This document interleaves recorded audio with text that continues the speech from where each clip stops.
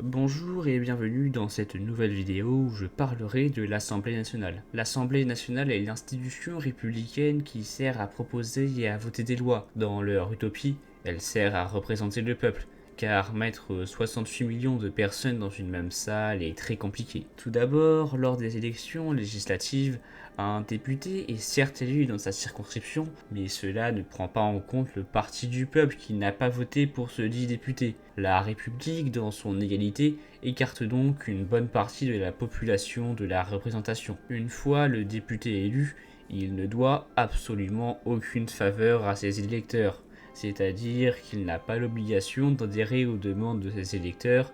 De plus, l'absentéisme chez les députés est extrêmement présent. Il n'est pas rare de voir la moitié de l'Assemblée nationale vide alors qu'une loi est en cours de vote. Le député censé vous représenter n'est donc pas tenu de vous écouter et d'être là lors des réunions de l'Assemblée nationale.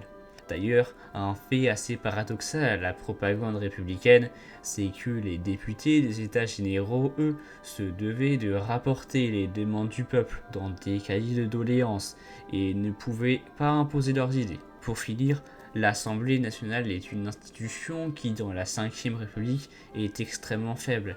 Le 49.3, le droit de dissolution de l'Assemblée par le président, le fait que, parti oblige, l'Assemblée est très divisée, il est donc difficile de faire avancer le pays sans majorité. Tout cela rend l'Assemblée nationale très peu puissante.